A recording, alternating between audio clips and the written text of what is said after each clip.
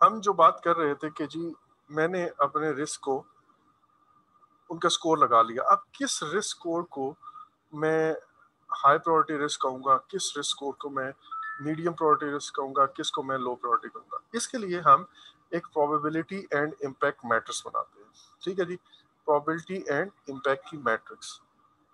Let's say हम 1 से लेकर 5 का स्केल यूज कर रहे हैं प्रोबेबिलिटी एंड इम्पैक्ट के स्कोर के लिए। सॉरी, एक बात मैं आपको बताना भूल गया उस वक्त, पहले आप उसको समझ लीजिए फिर वापस आते हैं। मेरे पास जब मैं प्लान लिख रहा होता हूँ तो मेरे प्लान के अंदर मेरे पास चॉइसेस हैं कि मैं ये लोगों को बताऊं कि प्रोबेबिलिटी एंड इम्पैक्ट का स्कोर आप किसी भी शक्ल में लिख सकते हो। आपका दिल है तो आप न्यूमेरिक स्केल यूज करें, डिजिट्स वाला, नंबर्स वाला। और अगर आपका दिल है तो आप अल्फाबेटिकल स्केल जो है वो कोई यूज करें। अच्छा, अब न्यूमेरिक स्केल क्या हो सकता है? मैं 1 से लेकर 3 तक रेटिंग कर दूं किसी रिस्क की, या मैं 1 से लेकर 5 तक रेटिंग कर दूं किसी रिस्क की, प्रोबेबिलिटी की या इम्पैक्ट की। मैं कहूं कि यार मैक्सिमम प्रोबेबिलिटी 3 होगी, प्रोबेबिलिटी का स्कोर, और कम से कम 1 होगा। या मैं कहता हूँ नहीं यार 1 से लेकर 5 तक कुछ भी रख लेते हैं। और जो मेरे पास अल्फा वाले हैं उसके अंदर, जो न्यूमेरिक है सॉरी, उनके अंदर हम क्या कहते हैं? हम कहते हैं कि यार हाई, मीडियम और लो, यूं कर लूं। या मैं कहूँ वेरी हाई, फिर हाई, फिर मीडियम, फिर लो, और फिर वेरी लो। अब ये आपके पास चॉइस है कि आप प्लान के अंदर कौन से वाला मेथड या कौन सी चीजें लोगों को बताते हो कि जब मैं प्रोबेबिलिटी एंड इम्पैक्ट का स्कोर बताऊं तो मैंने किस शक्ल में बताना है। पहली बात तो डिसीजन ये होगा कि यार न्यूमेरिक स्केल होगा या मेरे पास ये अल्फाबेट्स वाला स्केल होगा। लेट से वो स्केल आता है, हम कहते हैं यार न्यूमेरिक कर लेते हैं। तो न्यूमेरिक के अंदर कौन सा स्केल होगा? 1 to 3 लगाना है या 1 to 5 लगाना है? ये हमारा पहला डिसीजन है। जब हमने स्केल चूज कर लिया कि या मैं हाई, मीडियम, लो ले रहा हूँ, या मैं 1 to 3 ले रहा हूँ, या मैं 1 to 5 ले रहा हूँ, और इधर very high, very very high, high, medium, low, very low, ये कर रहा हूँ, तो अकॉर्डिंगली मैं अपनी ये प्रोबेबिलिटी एंड इम्पैक्ट की मैट्रिक्स बना रहा हूँ। अभी फॉर द टाइम बीइंग मैं 1 to 5 स्केल सामने रखता हूँ, और फिर मैं आपको बाकियों का भी थोड़ा सा हिंट दे दूंगा। लेट्स से मैं यहाँ पे बताता हूँ इम्पैक्ट का स्कोर। ठीक है जी, ये मेरे पास इम्पैक्ट का स्कोर है। इम्पैक्ट का स्कोर 1, इम्पैक्ट का स्कोर 2, 3, 4 और 5। ये मैं कहता हूँ यहाँ तक ये स्कोर है जी मेरे पास नेगेटिव रिस्क का। अच्छा, उसके बाद मैं कहता हूँ व्हाट अबाउट पॉजिटिव रिस्क, उसको मैं ग्रीन में बना देता हूँ। वो भी इसी तरह 5, 4, 3, 2 और 1। अच्छा, अब ये बॉक्सेस मैंने इस तरह, लेट्स से ये वाली चीजें इधर बना दी। सॉरी, ये इससे ज्यादा सीधी मैं नहीं लगा सकता हूँ माउस के साथ। ओके, अब काम सही होना शुरू हो गया, नजर लग गई। अच्छा, अब मैंने ये जी इम्पैक्ट का स्कोर है, ये नेगेटिव इम्पैक्ट है यहाँ से यहाँ तक, और ये पॉजिटिव इम्पैक्ट है लेट्स से, या अदरवाइज जो भी है दोनों में से। अच्छा, और दूसरा मैं कहता हूँ कि यार अब मैं इसके ऊपर प्रोबेबिलिटी के स्कोर लगाता हूँ। और प्रोबेबिलिटी का स्कोर क्या है, यहाँ से मैं शुरू करता हूँ।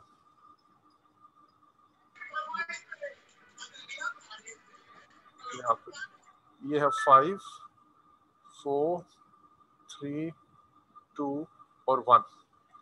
इसको मैं कह रहा हूँ ये प्रोबेबिलिटी का स्कोर है, और यहाँ पे मैं कह रहा हूँ ये इम्पैक्ट का स्कोर है। इम्पैक्ट पॉजिटिव भी हो सकता है, नेगेटिव। अब फॉर एग्जांपल एक रिस्क है और उस रिस्क का प्रोबेबिलिटी है 4 और नेगेटिव इफेक्ट है 5। तो नेगेटिव इफेक्ट यहाँ पे 5 into 4, 20 स्कोर मेरे पास यहाँ आएगा। तो अगर मैं इसको पूरा फिल कर दूं तो वो क्या होगा? यहाँ पे 5 ones are 5, 4 ones are 4, 3 ones are 3, 2 ones are 2, 1 ones are 1, 2 ones are 2, और उसके बाद 2 twos are 4, 2 threes are 6, 2 fours are 8। I hope आप समझ रहे हैं कि 2 में एक इम्पैक्ट ले रहा हूँ, एक प्रोबेबिलिटी की फिगर। यहाँ पे इम्पैक्ट 2 है, प्रोबेबिलिटी 5 है, तो 2 5s are 10। इसी तरह अगर मैं इन सारों को फिल कर दूं, मैं कुछ इनमें से कर देता हूँ, ये 15 होगा, बल्कि ऊपर वाले सारे कर देता हूँ, 12 होगा, और इसी तरह 3 3s are 9 होगा, और 3 2s are 6 होगा, और 3 1s are 3, then 4 5s are 20, and then 5 5s are 25, then 4 4s are 16, और ये पहले से लिखा हुआ है 4 3s are 12 and 4 2s are 8 and 4 1s are 4।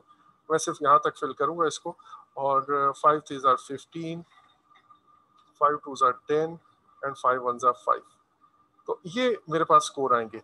इसी तरह यहाँ पे नेगेटिव भी होंगे, तो पॉजिटिव रिस्क भी होंगे। अब मैं क्या करता हूँ, इस प्रोबेबिलिटी एंड इम्पैक्ट मैट्रिक्स में खुद बता देता हूँ लेट्स से कि भाई जो रेड के अंदर ये डब्बे बनाए हुए हैं, जो रेड कलर होंगे, फॉर एग्जांपल मैंने 20 वाला किया तो ये रेड है, ये वाला 20 वाला भी रेड है, और इसी तरह यहाँ पे पॉजिटिव वाली साइड पे भी यही सीन होगा। ये दो रेड होंगे, ये भी रेड होगा, ये भी रेड होगा। तो मैं कहता हूँ अगर आपका स्कोर, वो जो भी प्रोबेबिलिटी एंड इम्पैक्ट का स्कोर कह रहे हैं, वो रेड के अंदर आ रहा है, तो we will take it as high priority risk. तो मैं ये बता देता हूँ red colour is for high priority, let's say. अच्छा, दूसरा मैं प्लान आपको एक और यहाँ पे बना देता हूँ, और उसमें मैंने कहा कि जो मीडियम लेवल रिस्क है उसको मैं कहता हूँ कि जो भी स्कोर 10 से लेकर, लेट्स से ये जो हमने आखिरी किया हुआ था 10 से लेकर 16 तक, ये मेरे पास मीडियम प्रायोरिटी है, उसको कलर मैंने दे दिया ग्रीन। तो ये मेरे पास आएगा, ये 16 आएगा, और इधर भी कुछ इस किस्म का ये चीज आ जाएगी। तो अब ये जो ग्रीन वाले बॉक्सेस के अंदर अगर आपका स्कोर आ रहा है तो आई वुड से कि ये मीडियम प्रायोरिटी है। और मैं कहता हूँ बाकी जितने सारे हैं इससे कम वाले, उनको मैं कहता हूँ व्हाइट अलर्ट से, तो ये जो व्हाइट कलर वाले जितने हैं इनको मैं कहता हूँ ये लो प्रायोरिटी। इस मैट्रिक्स को हम कहते हैं प्रोबेबिलिटी एंड इम्पैक्ट मैट्रिक्स। मैं probability and impact matrix, to be honest, scores के अंदर जब आप डिजिट्स यूज कर रहे हैं तो ये बनाने की कोई इतनी ज्यादा जरूरत नहीं है। यहाँ पे अगर मैं सिंपली बता दूं कि अगर आपका रिस्क का score is equal to and greater than 20, तो आपने हाई प्रायोरिटी रिस्क लेना है। इसी तरह अगर आपका रिस्क का score is greater than and equals to 10 but less than 20, तो उसको आपने लेट से मीडियम का स्कोर दे देना है।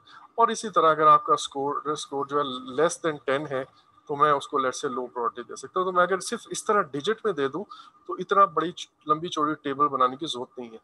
ये लंबी चौड़ी टेबल जो है ना, ये हमें ज्यादा हेल्पफुल उस वक्त होती है जब मैं ये वाला स्केल यूज कर रहा हूँ, अल्फा न्यूमेरिक स्केल यूज कर रहा हूँ, और वेरी हाई लो मीडियम का हो रहा है। उसकी वजह क्या है?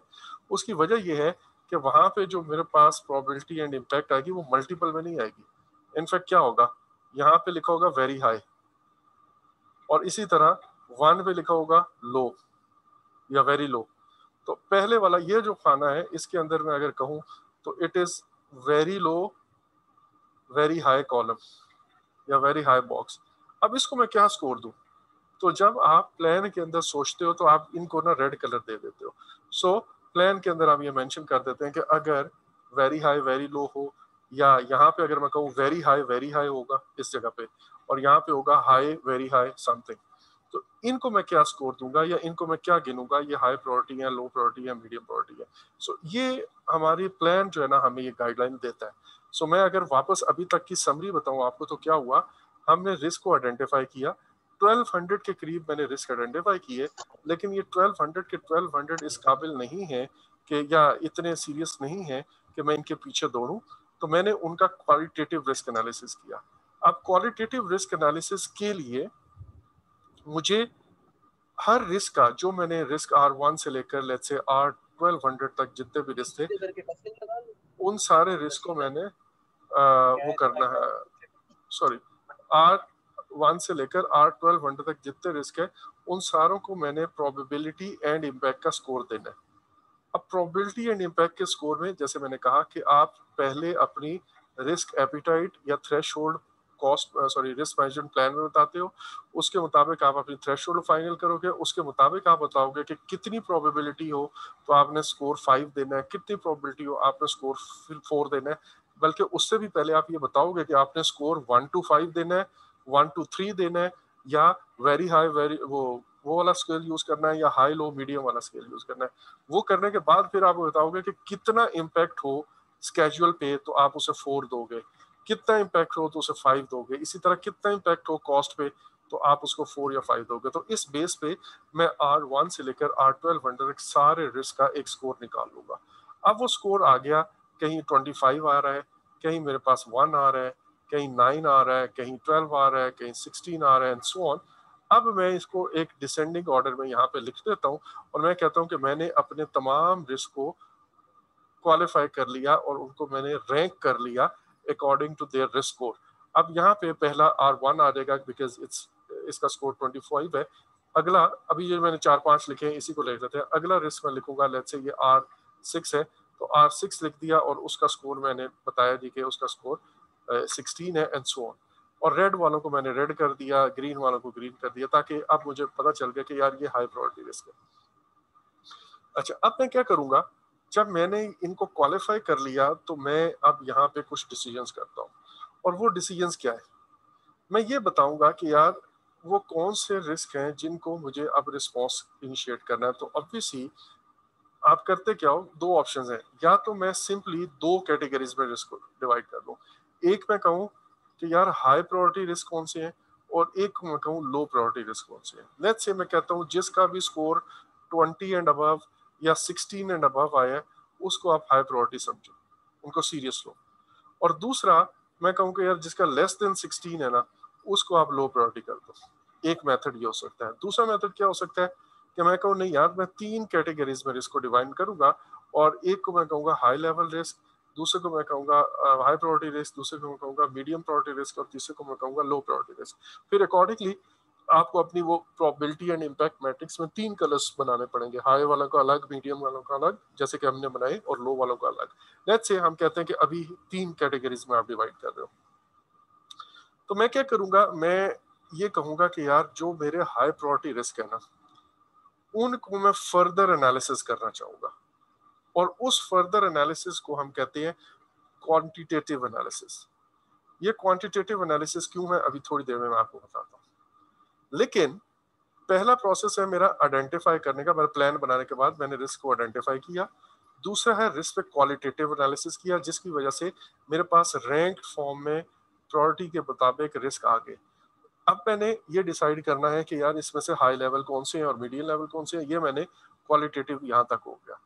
अब जो है हाई लेवल, उनको मैं पहले क्वांटिटेटिव रिस्क एनालिसिस करूंगा और फिर मैं उनकी रिस्पॉन्स प्लानिंग करूंगा।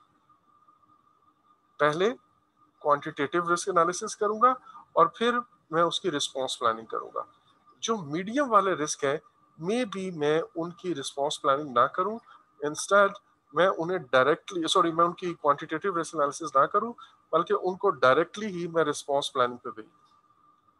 सो हाई प्रायोरिटी का मैं मजीद एनालिसिस करना चाहूंगा और फिर उसके बाद रिस्पॉन्स प्लान करना चाहूंगा।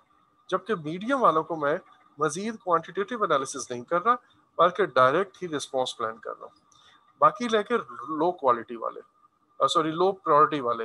अब लो प्रायोरिटी को मैं कहता हूँ कि यार इनको मैं नजर में रखूंगा, मैं इनको एक वॉच लिस्ट में डाल देता हूँ और मैं ऑब्जर्व करता रहूंगा कि यार ऐसा ना हो कि कहीं कोई ऐसा रिस्क जो अभी तो मेरा उसका प्रायोरिटी जो है ना, मतलब लेट्स से प्रोबेबिलिटी होने की 3 है और उसका इम्पैक्ट 2 है, तो वो 6 के स्कोर पे है।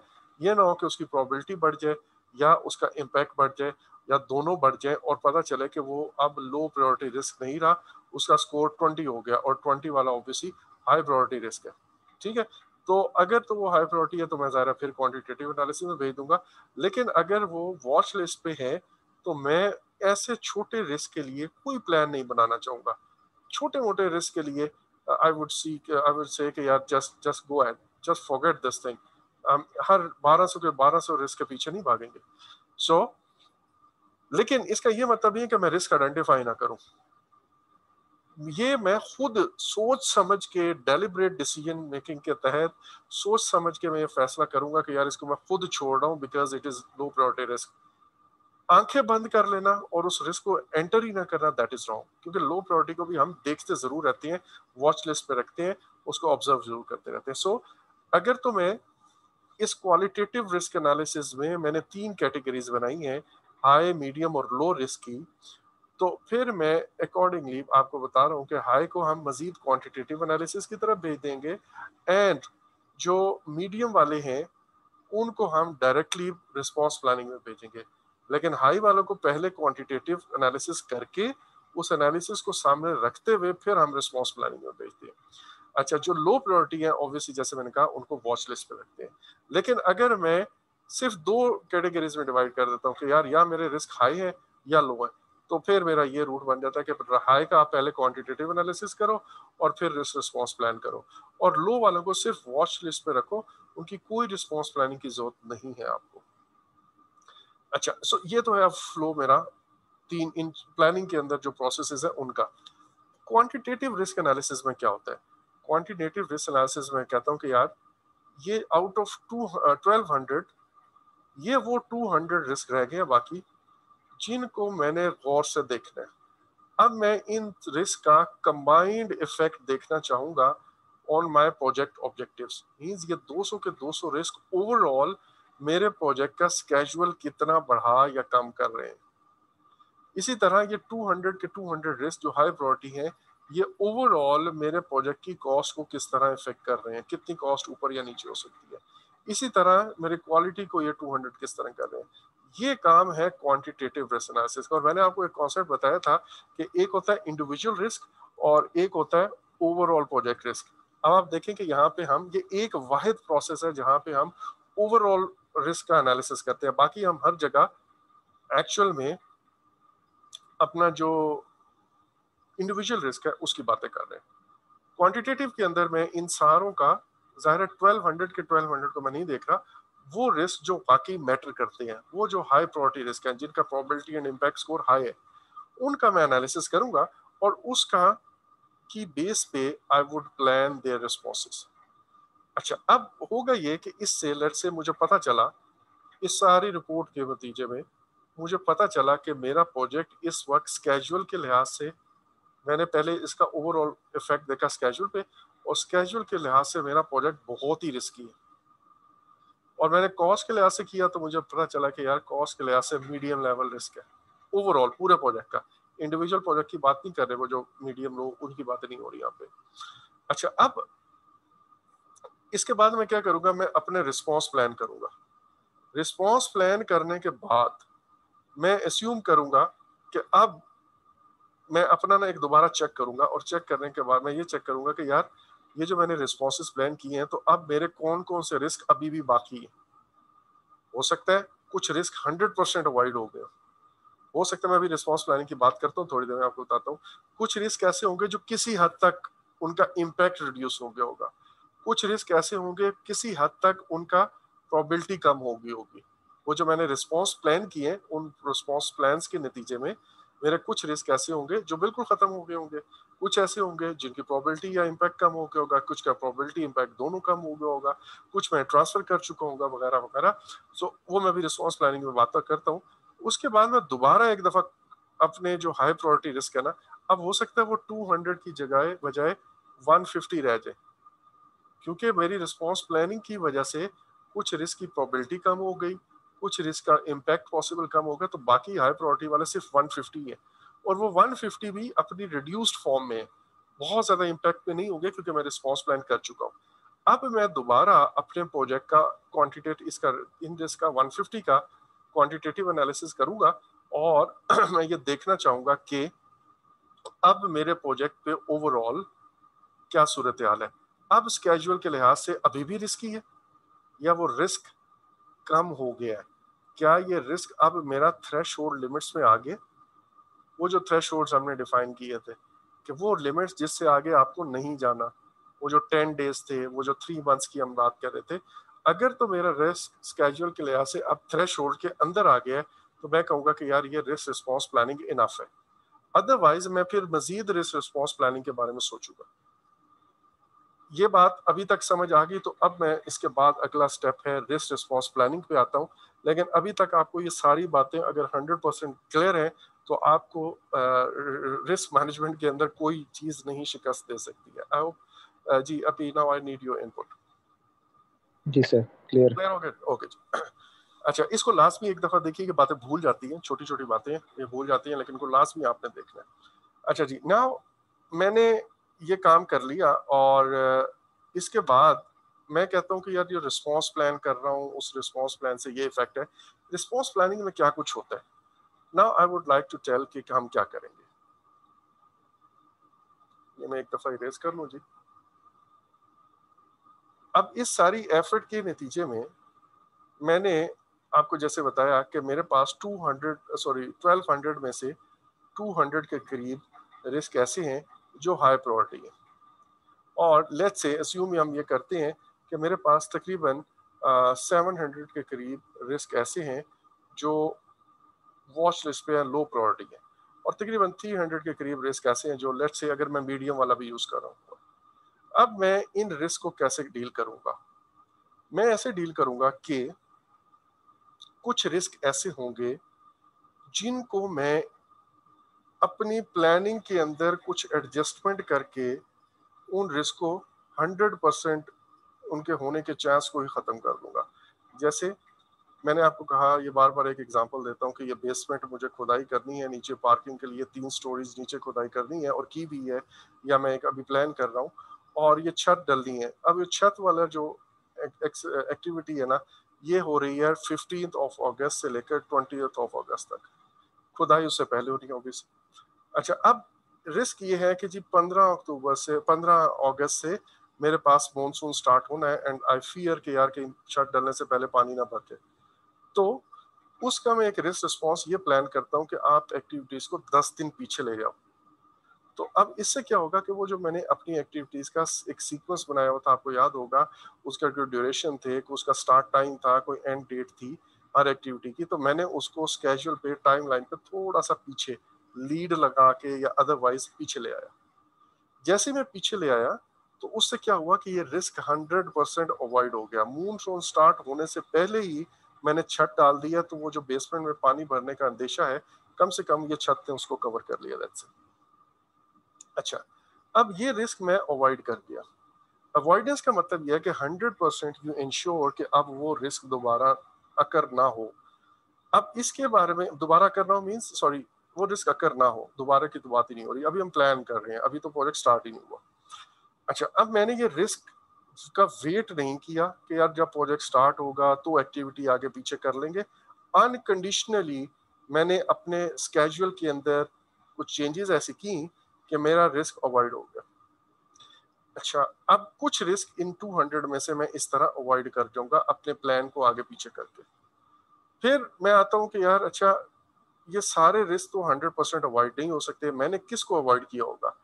वो रिस्क जिनको आप अवॉइड करना आसान था, तो मैंने बड़े आराम से बगैर एफर्ट किए बस एक एक्टिविटी को 5 दिन पहले कर लिया, एक एक्टिविटी को 10 दिन पहले कर लिया, आराम से वो अवॉइड हो गई।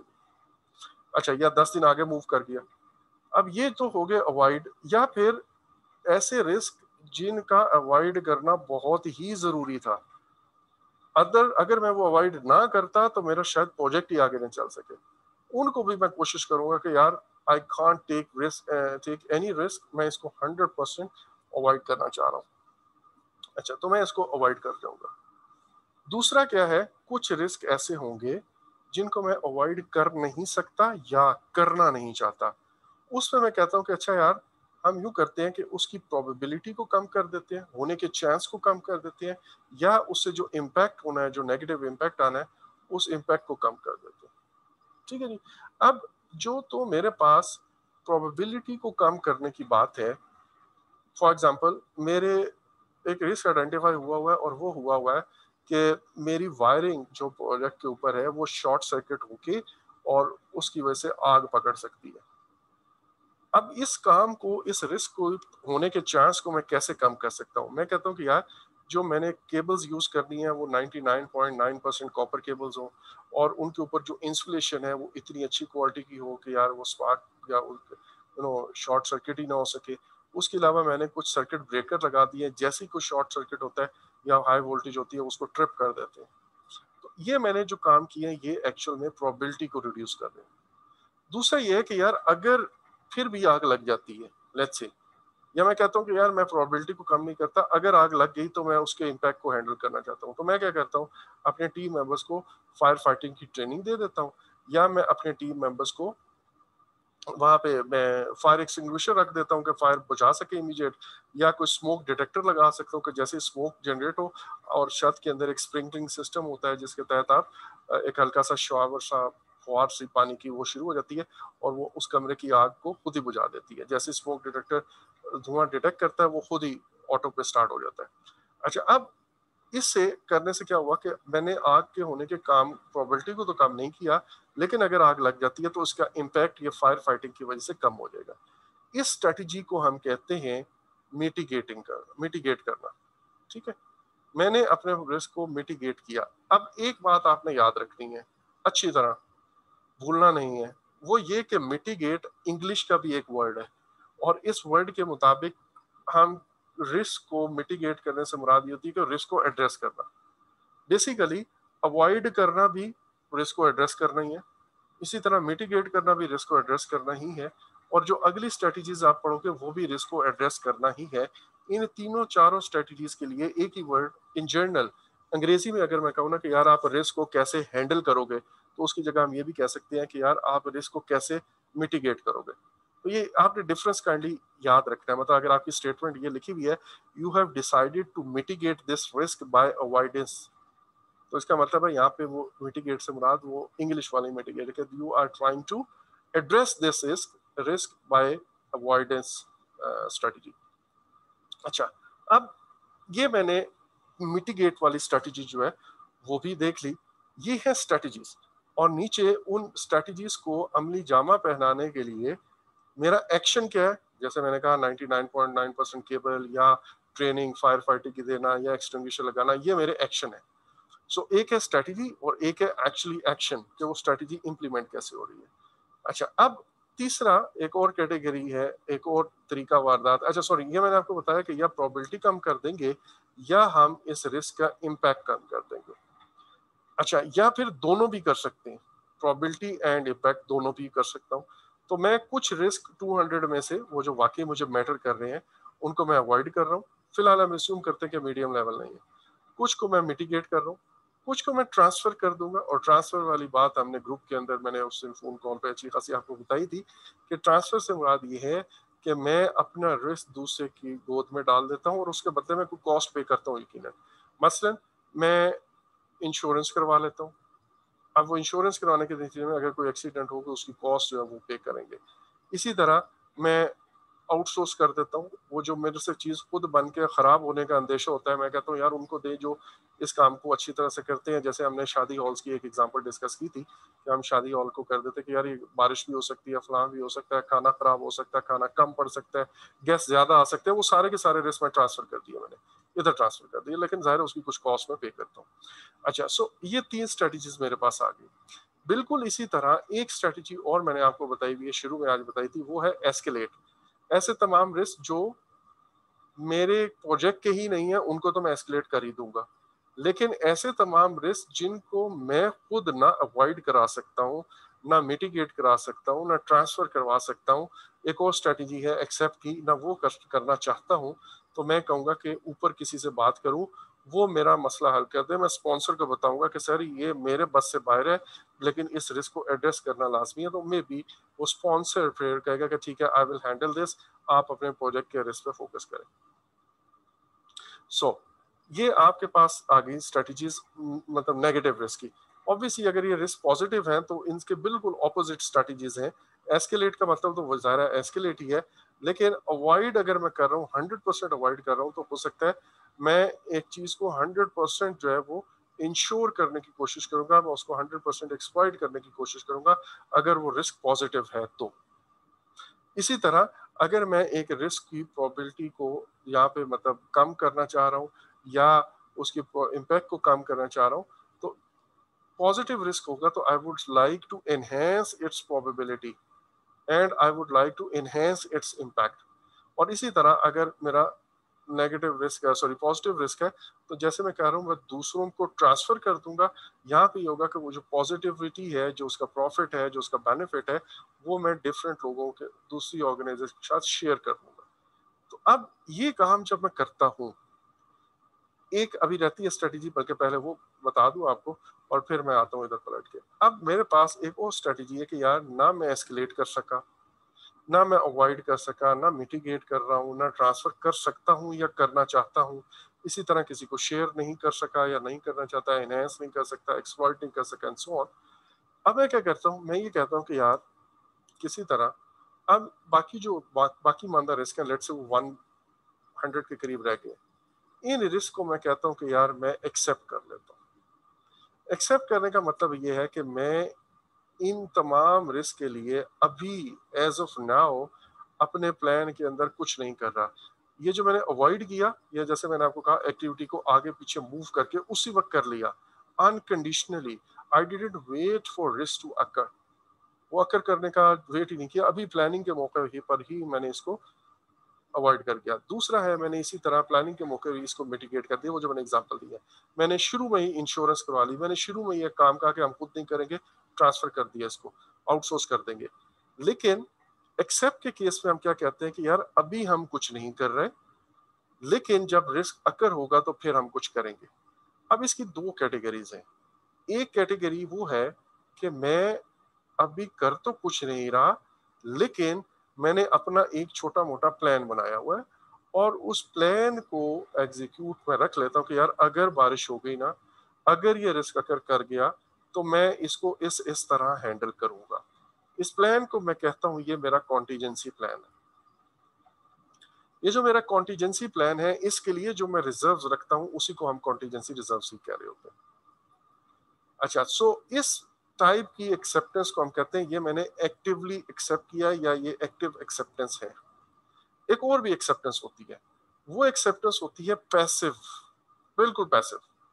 पैसिव एक्सेप्टेंस से मुराद ये है कि मैं कोई कॉन्टीजेंसी प्लान नहीं बना रहा और मैं कोई कॉन्टीजेंसी रिजर्व नहीं रख रहा, मैं सिंपली ये कह रहा हूं कि अगर ये रिस्क अगर करेगा तो फिर हम देखेंगे। तो अब ये सारे काम करने के बाद, ये सारी रिस्क प्लानिंग करने के बाद, now I would go back again और मैं दोबारा से इसका एनालिसिस करूंगा कि यार अब ताज़ा सिचुएशन क्या है। अब मैं हर रिस्क को देखूंगा कि यार इसका रिस्पॉन्स ये प्लान हो गया है तो अभी भी इसकी कोई प्रोबेबिलिटी है, लेट्स से ये भी हो सकता है कि उसकी प्रोबेबिलिटी होने के चांस बिल्कुल 1 पे आ जाए, मैंने क्योंकि उसको अवॉइड किया है, 1 से नीचे तो हम स्कोर ही नहीं लगा रहे, तो वो रिस्क 100% अवॉइड हो गया, तो आप उसे कह रहे हैं मे बी वो रिस्क की प्रोबेबिलिटी 1 पे आ गई है, उस वजह से अब वो हाई प्रायोरिटी रहा ही नहीं। कुछ और भी रिस्क ऐसे होंगे, सो करते करते अब मैं देखूंगा कि आउट ऑफ 200 में भी मेरे पास लेट्स से 130 के करीब ऐसे रिस्क है जो अभी भी हाई प्रायोरिटी है, और उनका मैं फिर क्वांटिटेटिव रिस्क एनालिसिस करके कंबाइंड इफेक्ट देखूंगा, और अब हो सकता है वो कंबाइंड इफेक्ट मेरे थ्रेशोल्ड की अंदर अंदर आ जाए, मेरी एक्सेप्टेबल थ्रेशोल्ड के अंदर आ जाए। सो ये है तरीका वारदात प्लानिंग का, and you should be very clear about this thing. यहाँ पे एक बात मैं और बताना चाहूंगा कि हम ये जो एक्टिव एक्सेप्टेंस के केस में एक कॉन्टीजेंसी प्लान बनाते हैं, उसके लिए हम कॉन्टीजेंसी रिजर्व रखते हैं। समटाइम्स कुछ रिस्क ऐसे होते हैं जो शायद बहुत क्रिटिकल हो, बाज़ दफा हम ये भी कहते हैं कि यार कॉन्टीजेंसी प्लान्स के अलावा पीछे एक फॉल बैक प्लान भी रख लो। ये एक और लेवल का प्लान है कि अगर कॉन्टीजेंसी प्लान भी फेल हो जाता है तो हमारा फॉल बैक प्लान क्या होगा। ठीक है, सो एक एडिशनल आप प्लान बना लेते हो कि अगर प्लान ए फेल होता है तो फिर प्लान बी पे भी हम अमल कर लेंगे। सो अब आप देखें कि ये जो हमारा काम है ये प्रोएक्टिव है, इसमें हमने वेट नहीं किया, हमने शुरू में ही सारा कुछ एड्रेस कर लिया। लेकिन अगेन ये सारे काम एक दफा में नहीं हो जाते, आप हर 15 दिन बाद में भी 20 दिन बाद दोबारा से बैठते हो, ये हर वीक पे बैठते हो और बार बार अपने रिस्क की ताज़ा तरीन सूरत हाल का जायजा लेते हैं, और उसमें आप कोशिश करते हैं कि कोई नए रिस्क अगर इमर्ज हुए हैं या आपको नजर आ रहे हैं कि ये भी हो सकता है, याद आ गए हैं, तो आप उनको आइडेंटिफाई करके रिस्क रजिस्टर पे चढ़ाओ। जैसे ही वो रिस्क रजिस्टर पे आएंगे उनका दोबारा उसी तरह क्वालिटेटिव एनालिसिस होगा, उनका जो स्कोर हुआ अगर हाई हुआ तो क्वांटिटेटिव भी होगा, अगर हाई नहीं हुआ तो डायरेक्टली रिस्पॉन्स प्लान हो जाएगा। तो बिल्कुल हम उसको उसी भट्टी से दोबारा गुजारेंगे। सो जो जो रिस्क नया आइडेंटिफाई होता जाएगा हम रिस्क रजिस्टर पे ऐड करते जाएंगे, और उसका उसी तरह पहले उसका क्वालिटेटिव एनालिसिस, प्रोबेबिलिटी इम्पैक्ट का स्कोर एंड सो ऑन, फिर रिस्पॉन्स प्लान करेंगे एंड सो ऑन। अच्छा, अब फिर वक्त के साथ साथ जैसे मैंने कहा कि कुछ रिस्क मेरे वॉच लिस्ट पे पड़े हैं, आई वुड लाइक टू सी कि यार कोई ऐसे रिस्क तो नहीं है जिनकी प्रोबेबिलिटी बढ़ गई हो, कोई ऐसे रिस्क तो नहीं है जिनका इम्पैक्ट बढ़ गया हो, कोई ऐसे रिस्क तो नहीं है जिनकी प्रोबेबिलिटी कम हो गई हो या इम्पैक्ट कम हो गया हो या दोनों कम या ज्यादा हो गए हो। तो ये बातें भी हम वक्तन फवक्तन रिस्क मैनेजमेंट के अंदर देखते रहते हैं। So now we have addressed almost 80 or 90% of the risk by these three methods, या एस्केलेट कर दिया, बल्कि चार कर लें, एस्केलेट कर दिए, चार नेगेटिव चार पॉजिटिव। तो या अवॉइड करके या मिटिगेट करके या उनको ट्रांसफर कर दिया, और मैंने रिस्क एक्चुअली अकर करने का वेट नहीं किया। फिर जो बाकी रिस्क रह गए हैं उनको मैंने कहा कि यार एक्सेप्ट कर लेता हूँ। कुछ एक्टिव एक्सेप्टेंस होगी, कुछ पैसिव एक्सेप्टेंस होगी। एक्टिव एक्सेप्टेंस से मुराद क्या है कि मैंने कोई प्लान बनाया और वो प्लान जो है वो उसको डील करूंगा, अगर वो प्लान रिस्क अगर कर गया तो उसको हम कहते हैं कॉन्टीजेंसी प्लान, और उसके जो रिजर्व है वो कॉन्टीजेंसी रिजर्व कराते हैं। दूसरे वो प्लान है, सॉरी, जो दूसरी टाइप की एक्सेप्टेंस है उसमें आई वुड से कि मैं इसको पैसिवली एक्सेप्ट कर रहा हूँ, मैं कोई प्लान नहीं बना रहा। अब अगर आपका कोई रिस्क ऐसा जिसका आपने कोई प्लान भी नहीं बनाया, कोई कॉन्टीजेंसी प्लान भी नहीं है, पैसिवली एक्सेप्ट हो गया है, आप एक्सेप्ट किया हुआ है, और वो अकर कर जाता है, तो क्या होगा? फिर जाहिर है, दानिश जी बता दें, आपने अनम्यूट किया तो बता ही दो, किया किसी ने अनम्यूट या नहीं? नहीं सर। अच्छा, गलती है अभी मुझे। अच्छा, उसको मैं उसके लिए मैं वर्क अराउंड प्लान करूंगा।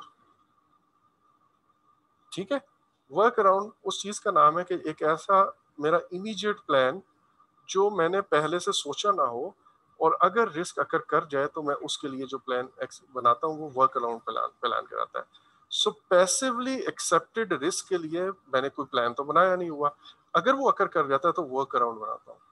इसके अलावा ऐसे तमाम रिस्क जिनको हमने अननोन अननोन का नाम दिया है, दैट मींस हमने उन रिस्क के बारे में सोचा नहीं था, हमने वो रिस्क आइडेंटिफाई नहीं किए हुए, हमारे रिस्क रजिस्टर पे नहीं है, दैट मींस हमने कोई रिस्पॉन्स भी नहीं बनाया हुआ, ना ही मैंने उसका कोई एक्टिव रिस्पॉन्स है, ना ही पैसिव कोई किया हुआ है। तो इसका मतलब है ये जैसे ही अननोन अननोन अकर करेगा, मुझे इमीडिएट इसका भी कोई रिस्पॉन्स प्लान बनाना पड़ेगा, और जैसे ही वो प्लान बनेगा हम उस प्लान को भी वर्क अराउंड कहते हैं।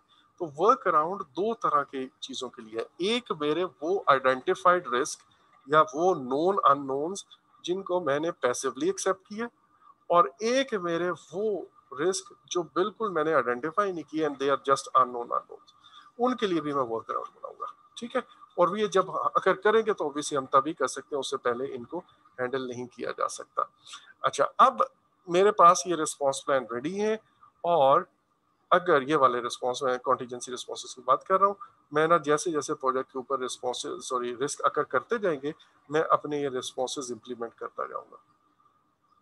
ये मेरे पास एक्चुअली हो गया जब मैं अपने रिस्क को implement response executing knowledge area sorry process group के अंदर, फिर मैं गाहे बगाहे अपनी रिस्क को मॉनिटर एंड कंट्रोल भी करूंगा। मॉनिटरिंग एंड कंट्रोलिंग से क्या मुराद है?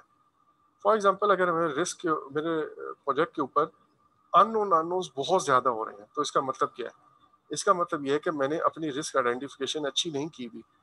मैंने जो रिस्क आइडेंटिफाई किया उनके अलावा भी बहुत ज्यादा, ठीक है, तो 3 4 5 होना तो कोई इशू नहीं है, लेकिन अगर बहुत ज्यादा हो रहे हैं तो इसका मतलब है मैंने अपनी रिस्क मैनेजमेंट की आइडेंटिफिकेशन की एफर्ट ठीक नहीं की थी। फिर इसी तरह मैंने जिन रिस्क की लेट्स से प्रोबेबिलिटी जो है ना वो 5 रखी हुई थी, लेट्स से 30 रिस्क ऐसे थे जिनकी प्रोबेबिलिटी मैंने 5 रखी हुई थी, उन 30 में से 25 रिस्क ऐसे हैं जो अकर ही नहीं किए, हालांकि मैंने तो 5 प्रोबेबिलिटी रखी थी, जिसका मतलब है high probability sorry high probability है, ये रिस्क तो हो के ही रहेंगे, लेकिन 25 ऐसे हैं जो नहीं हुए। तो इसका मतलब क्या है? मैंने ये जो प्रोबेबिलिटी एंड इम्पैक्ट का स्कोर दिया, मैं इसी तरह इम्पैक्ट को भी चेक करूंगा, वो ठीक नहीं था, मेरा क्वालिटेटिव रिस्क एनालिसिस अच्छा नहीं है। और ऐसे रिस्क लेट्स से 5 6 ऐसे रिस्क थे या 10 ऐसे रिस्क थे जिनकी प्रोबेबिलिटी 1 थी, और वो उसमें से 10 में से मे बी 8 रिस्क अकर करके, तो इसका मतलब है ये भी मेरी गलत असेसमेंट थी।